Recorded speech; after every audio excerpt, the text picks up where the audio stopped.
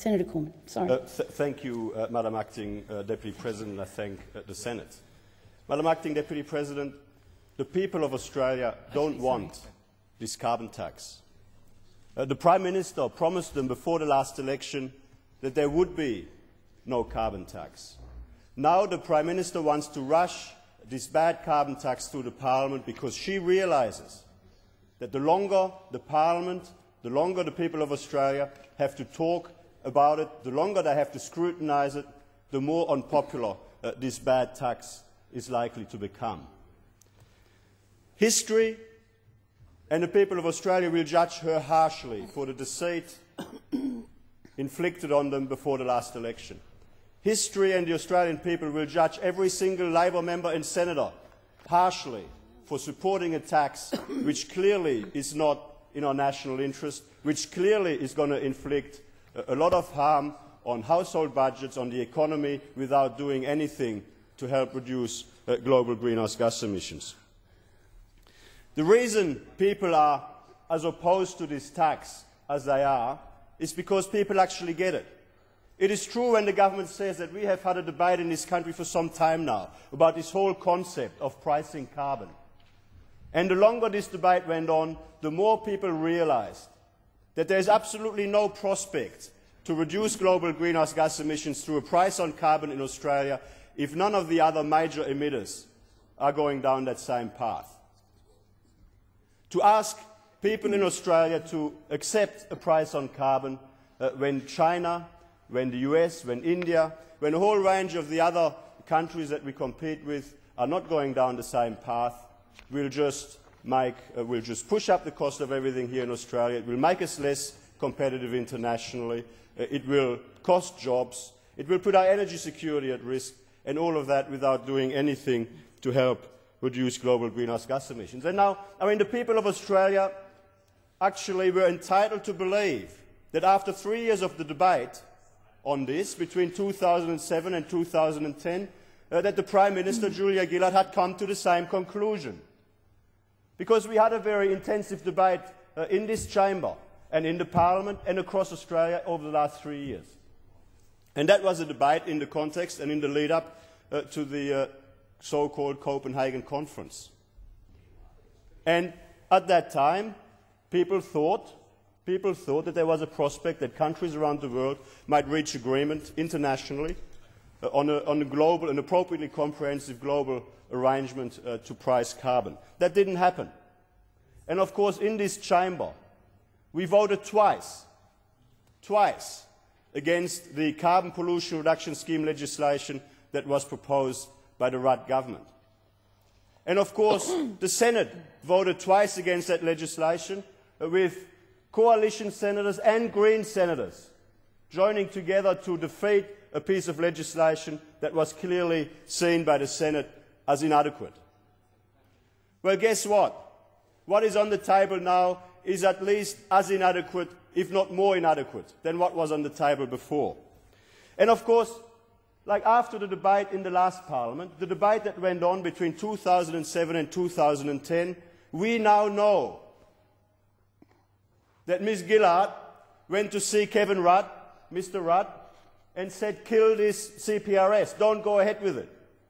And of course it's a matter of public record that the Prime Minister went to the last election promising that there will be no carbon tax under the government I lead. We also know that the Prime Minister went to the last election saying that she would do everything she can to build a community consensus around the proposition of pricing carbon. Well, she clearly has given up on that. She clearly is trying to ram this legislation not just through this Parliament, but she's trying to ram this legislation through against the express wishes of the Australian people. And we are in a position here, and of course, after the election, put under pressure by the Greens, in an effort to hold on to government, by Senator Brown's fingernails, she then went out in February and said there will now be a carbon tax. But she said, I'm going to do everything I can to convince people that this is a good idea. Guess what? The judgment is in. People don't like it. People don't want it. People understand that it won't do anything to help reduce greenhouse gas emissions, but that it will push up the cost of electricity, that it will push up the cost of everything, that it will cost jobs, that it will put Australia's economy under pressure for no good reason. So what were we told then? We were told back in February, well, don't you worry. People might not like the carbon tax now, but as soon as all the detail is out, as soon as people know about the compensation, as soon as people know about the transitional assistance, it'll be okay. People will like it. Once people see the detail, people will like what they see. Well, guess what? The detail was announced and people still didn't like it. And then we were told, well, we were told that the Prime Minister was going to wear out her shoe leather. The Prime Minister was going to walk up and down every main street of every town, and she was going to convince people one by one that this carbon tax is a good idea, this carbon tax is all Australia needs. And after 2 weeks of that, the carbon tax was more unpopular than ever. And very quickly the Prime Minister gave up on that as well. Because confronted with real people in the streets of Australia, confronted with real people in the shopping centres of Australia, they called it for what it was. And we well remember the Prime Minister in a shopping centre in Queensland being confronted with the question, why did you lie to us? Why did you lie to us? Why did you tell us before the last election that there would be no carbon tax, only to turn around after the election to say that there will be one? And of course, what the Prime Minister realised in that 2 weeks meeting with real people who were telling her the real truth was that the worst thing that the government could do is to allow too much debate and too much scrutiny about this tax to go ahead. And of course, I have been chairing the Senate Scrutiny of New Taxes Committee for the last 12 months or so.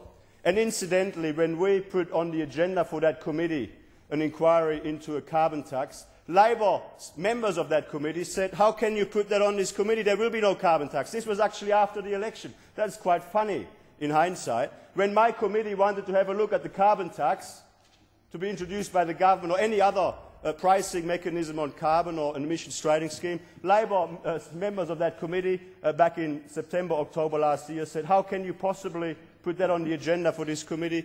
Because there won't be one.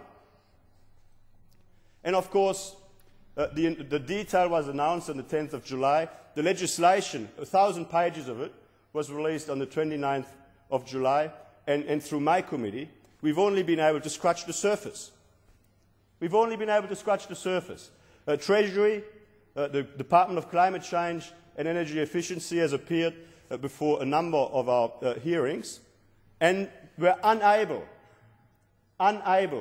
to answer a whole series of very important questions in relation to this very bad tax. And of course, again, this government doesn't want Treasury officials and officials of the Department of Climate Change and Energy Efficiency to be exposed to too many questions. I mean, I just remember this example where the Secretary of the Climate Change Department, for example, was asked where this figure of 500 big polluters came from. And he said, it won't be 500, he said, it'll be way less than that. It'll be about 400 or something. Only to be told by the Minister within 3 or 4 hours to correct his evidence, because of course all the government's advertising campaign was of course built around this proposition of 500 big polluters, and far be it from the Minister for Climate Change to allow the accusation to stand that that was misleading advertising by the government based on evidence from his own departmental secretary. Of course, or this whole claim, or the fact that Treasury wasn't given time to properly model the carbon tax package that was actually announced, or the fact that Treasury actually never assessed the impact of the carbon tax on jobs. Like we are told by the Treasurer, Wayne Swan, the carbon tax will have no impact on jobs. And he relies on Treasury modelling to make that assertion. But when you look at it, Treasury never assessed the impact on jobs at all. Treasury assumed that there would be no impact on jobs. They included a rule into the model to say there will be no impact on jobs, and then the Treasurer dishonestly goes out and says, look at this Treasury modelling, it shows there will be no impact on jobs. And there is lie after lie after lie in that Treasury modelling. And of course we've had people appear before us, very credible economic modelers like Frontier Economics, who've said quite bluntly that the assumptions that are used by Treasury in their modelling, presumably at the direction of the government, are not plausible. They are not realistic. They are not real-world assumptions. And of course the impact of that is that the Treasury modelling severely underestimates the impact that the carbon tax will have on the cost of living, on the economy, on jobs, and severely overestimates the impact it will have on reducing emissions. Now the truth of the matter is, even on the government's own figures, it's a pretty bad tax. Because even on the government's own figures, the electricity is going to go up by 10% in year one and go up and up and up after that as the carbon tax continues to go up. Even on the government's own figures, emissions in Australia are not going to go down.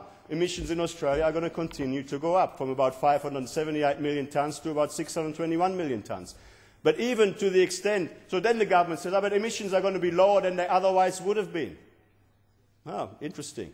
So where are those emissions going to go? Well, of course, those emissions are going to go to manufacturing businesses in China and India and the US and all these other places where manufacturing businesses in Australia compete with businesses in those countries where they will not be facing that same cost. And as we make overseas manufacturers more competitive and help them take market share away from equivalent businesses here in Australia, all we'll be doing is shift emissions overseas, arguably into places where environmental standards are lower and where emissions are going to be higher, and all we'll be doing is imposing a sacrifice on people here in Australia without actually making any difference to the environment. Now, we are told that the carbon tax is going to stop the floods, it's going to stop the droughts, it's going to stop the sea levels rising, it's going to save the kelp beds off the coast of Tasmania. I mean, if only we had known that a carbon tax could fix all of those ills, we should have come up with it a long time ago. But guess what, Madam Acting Deputy President? I don't believe that a carbon tax will save the kelp beds of the coast of Tasmania. I don't believe that a carbon tax will stop the droughts. I don't believe that a carbon tax will stop the floods. And I don't believe that a carbon tax will have any impact on rising sea levels. A carbon tax which will shift emissions overseas, a carbon tax which will reduce emissions in Australia in a way that increases them arguably by more in other parts of the world, is not effective action on climate change. It is a deliberate act of economic self-harm. And this is exactly the point that the Australian people understand. The Australian people understand that not only were they lied to before the last election, they're still being lied to now.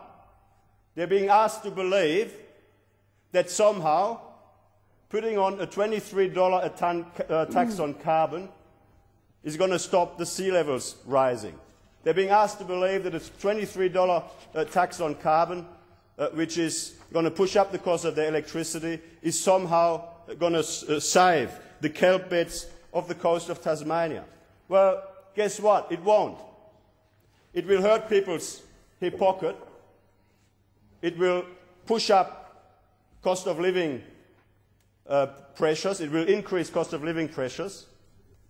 It'll put jobs at risk, but it won't save the kelp beds of the coast of Tasmania to the extent that they're actually at risk. Now, I sort of look at this whole issue and I wonder if the Prime Minister was really committed to pricing carbon, if the Prime Minister was really committed to a carbon tax, if she really thought it was such a good idea, why didn't she tell the Australian people before the last election? Why did she stop trying to build a community consensus? Why did she stop wearing out her shoe leather. And why does she now want to ram it through this Parliament without having taken this proposal for significant economic change to an election so that the Australian people can pass judgment? Well, the reason is because this Prime Minister knows that the Australian people don't want it, and given an opportunity to pass judgment, they would chuck her out of office. That's why she's trying to rush this through. That's why she never told the Australian people the truth before the last election. That's why she didn't even try to build community consensus. This Prime Minister has divided Australia in her incredibly irresponsible and reckless push to impose a carbon tax. She's divided Australia rather than to build community consensus. She's united a large part of Australia against this government in her attempt to press through, to ram through this carbon tax. And of course, that is the single reason why the government is moving this motion here today, because they don't want senators in committees with the job of scrutinising these sorts of pieces of legislation to ask the hard questions, because I don't have the answers. Now, I just look at the composition of this committee, incidentally, in this motion. And you know, there's actually a significant outrage in this motion as far as the Senate's representation on it is concerned.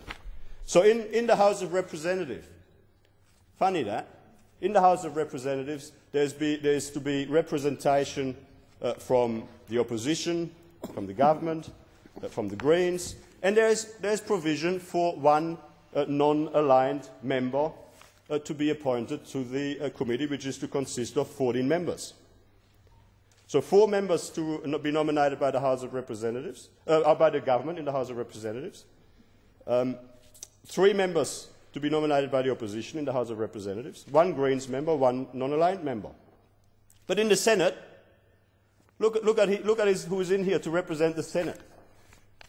From the Senate, all we get is 2 senators from the government, 2 senators from the opposition, and 1 Green senator. What about Senator Xenophon and Senator Madigan? There is no representative from the crossbench who happens, both Senator Xenophon and Senator Madigan have taken a very close interest in this whole carbon tax issue. Senator Xenophon at great personal expense on occasions. Senator Madigan is a very hard-working and very active member of the Scrutiny of New Taxes Committee. He happens to be the true Labor representative of working families across Australia, the only Labor representative of working families across Australia in this chamber. The Australian Labor Party, of course, has sold out on working families across Australia, but John Madigan, Senator John Madigan, representing the DLP in this chamber, because he doesn't agree with the Australian Labor Party about its push for a carbon tax, he's been completely ignored. He's been cast aside. The government's alliance partner, well, the government effectively has 3 senators represented on this committee. The government has got 3 senators represented on this committee. The opposition has got 2. And the crossbench, consisting of Senators Xenophon and Madigan, have been completely ignored. Now, Madam Acting Deputy President, the carbon tax is a bad tax. The carbon tax is a tax which we were promised we wouldn't have. The people of Australia don't want this tax. The people of Australia were promised they wouldn't get this tax. The people of Australia will judge the Prime Minister harshly at the next election for having lied to them at the last election. The people of Australia will judge every single Labor member and senator in this Parliament harshly at the next election, because they are all part of this deception. And instead of doing the right thing and allowing proper scrutiny to proceed of this legislation, instead of doing the right thing and taking it to an election after it's been properly scrutinised, they want to ram a bad piece of legislation through this chamber, which they know, which they well know the Australian people don't want, and the Australian Labor Party stands condemned for it.